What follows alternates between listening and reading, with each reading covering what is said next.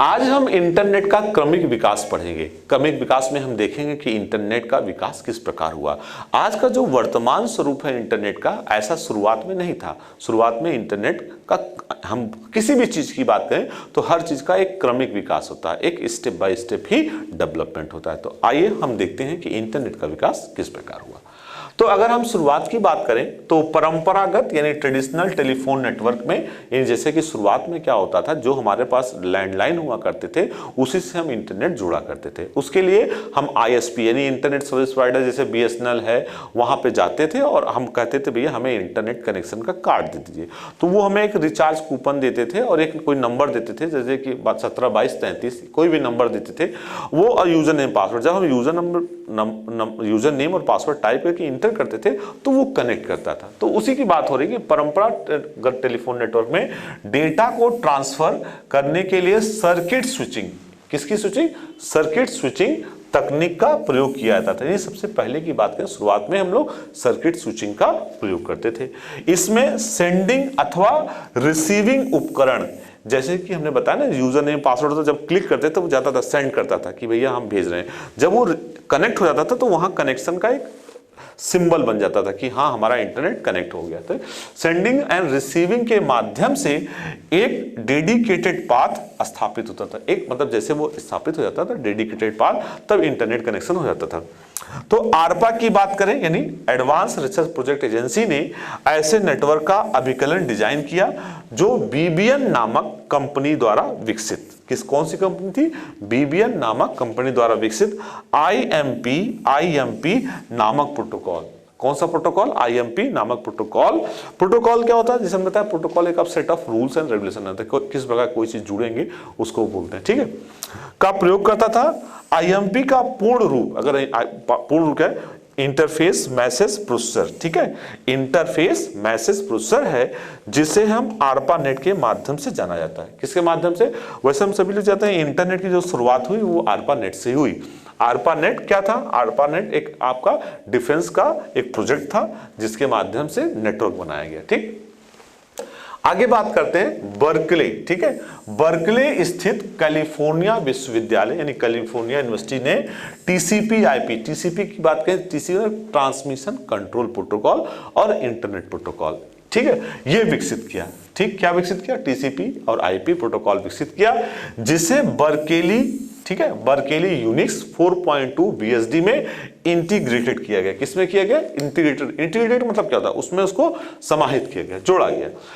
अब बात करते हैं आगे, वर्ष 1983 में माइल नेट के नाम से ARPA नेट से प्रबंधन कारणों से अलग कर एक सबनेट के रूप में स्थापित किया। मतलब बाद में उससे अलग हो गया और फिर सबनेट के रूप में स्थापित किया।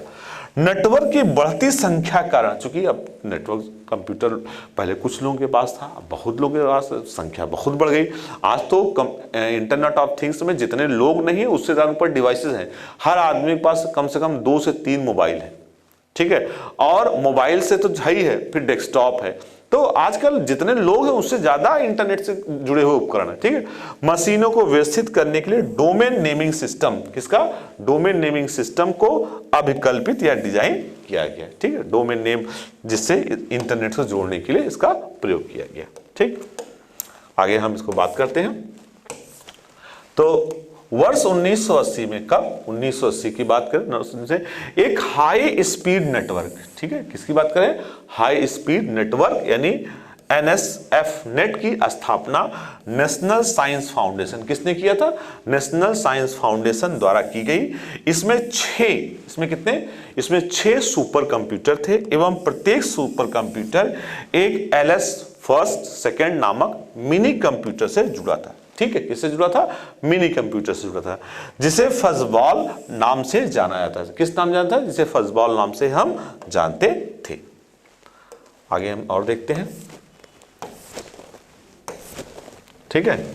आगे बात करते हैं वह स्थान जहां कोई उपयोगकर्ता यानी यूजर तथा किसकी बात कर रहे हैं, यूजर की बात कर रहे हैं, और संस्था यानी ऑर्गेनाइजेशन को अपना परिचय या संबंधित सूचना यानी इंफॉर्मेशन को प्रकाशित करने के लिए स्वतंत्र होता है, मतलब वो स्वतंत्र होता है। आगे हम वेबसाइट की बात करते हैं कि वेबसाइट कहलाता है, यानी वेबसाइट क्या है। वैसे जनरली हम लोग वेबसाइट की बात करते हैं, भाई वेबसाइट खोलना है, तो वेबसाइट क्या है? वेबसाइट वो नाम है, वो लोकेशन है, जिसे हमने कहा www.google.com, ये क्या है? एक वेबसाइट का नाम है। एक एक्चुअल में देखें वो एक उस कंप्यूटर का नाम है जिस कंप्यूटर में वो सारी सूचनाएं पड़ी हैं, ठीक है। तो वैसे वेबसाइट बात करें तो वेबसाइट पेजेस से मिलकर बना होता है। जैसे अगर वेबसाइट में देखें तो बहुत से पेजेस भी होते हैं, जिसे बोलते हैं वेब पेजेस बोलते हैं, ठीक है। तो वेबसाइट के प्रथम पृष्ठ यानी फर्स्ट पेज को होम पेज कहते हैं। जैसे हमने बताया था कि कोई भी चीज की शुरुआत कहाँ से होती है? घर से होती है ना। जैसे हम कहते हैं हम सबसे पहले घर से ही निकलते हैं फिर आगे बढ़ते हैं, उसी तरह मतलब शुरुआती पेज। इसीलिए कंप्यूटर का जो पहला पेज है उसको कौन सा पेज बोलते हैं? उसको बोलते हैं होम पेज। आगे बढ़ते हैं, इसमें वेबसाइट्स के अंदर स्थित सूचनाओं की सूची लिस्ट होती है। मतलब उसमें जो पेजेस होम पेज होगा उसके अंदर बताएगा, पहला पेज में क्या बताएगा कि कहां कहां से कौन कौन से सूचनाएं हैं। आगे बात करते हैं तो प्रोटोकॉल द्वारा इंटरनेट सेवा उपलब्ध कराने वाला कंप्यूटर वेब सर्वर कहलाता है। जो इंटरनेट की इंफॉर्मेशन को प्रोवाइड करता है उसे बोलते हैं वेब सर्वर। तथा इंटरनेट सेवा, ये जो भी हम इंटरनेट से सेवाएं प्राप्त करते हैं या सेवा लेते हैं, ठीक है, तो इंटरनेट सर्विस का उपयोग करने वाला जो भी सर्विस, देखिए हमने बताया था दो होते हैं, एक होता है सर्वर, एक होता है सर्विस क्लाइंट। तो जो सर्वर होता है वो सर्विस देता है और क्लाइंट जो होता है सर्विस लेता है। तो वही बात कर रहा है, इंटरनेट सर्विस का उपयोग करने वाला, जो उपयोग करेगा वो क्या कहलाएगा? वो कहलाएगा वेब क्लाइंट कहलाता है, ठीक। आगे हम बात करते हैं वर्ल्ड वाइड वेब में प्रयुक्त होने वाली भाषाओं की। इन लैंग्वेज की बात करें तो इसमें कौन कौन सी लैंग्वेज यूज होती हैं? तो एक होता है जावा स्क्रिप्ट, बहुत ही पॉपुलर है, वेबसाइट बनाने में जावा स्क्रिप्ट का प्रयोग होता है। दूसरा है PHP। अच्छा, PHP में बताएं, इसका फुल फॉर्म होता है hyper text pre processor language, काफी पॉपुलर है। आज ज्यादा से ज्यादा जो भी वेबसाइट बनती है वो PHP में बनती है, ठीक। HTML तो बेसिक है, यानी कोई वेबसाइट बिना HTML की तो बन ही नहीं सकती।